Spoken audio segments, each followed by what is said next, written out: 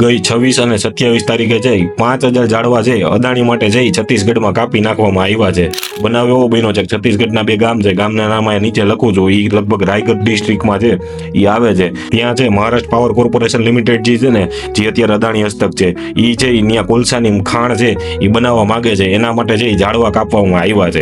વિચાર કરો, 5 થી 6000 ઝાડવા માત્ર 2 દિવસમાં છે એ કાપી નાખવામાં આવ્યા છે, અને આ જે ખાણ બનશે એમાં છે 14 ગામો છે ને એ પ્રભાવિત થવાના છે। વિચાર કરો, 14 ગામો ખાલી થશે, લગભગ 2584 હેક્ટર જમીનમાં છે આ ખાણ છે એ બનવાની છે। એમાંથી કંઈક 215 હેક્ટર તો છે ને વન વિભાગની જમીન છે ને, અને એ વન વિભાગની જમીનમાંથી છે ઝાડવા અને વનસ્પતિ ને બધું જે કઈ લીલોતરી છે એ બધી છે એ આ લોકો પાડી મારવાના છે।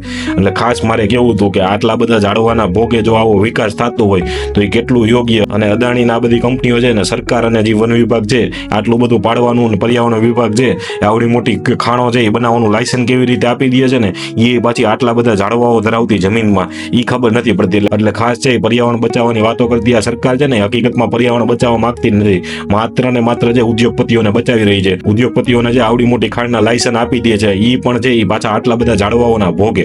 એટલે ખાસ દેશની જનતાને કહેવું હતું કે આ મુદ્દે જાગૃત થજો, હજી બીજા ઝાડવા પડે, બીજા ગામો ખાલી થાય એ પહેલા થોડાક જાગી જાજો। ધન્યવાદ। જય હિન્દ, જય ભારત।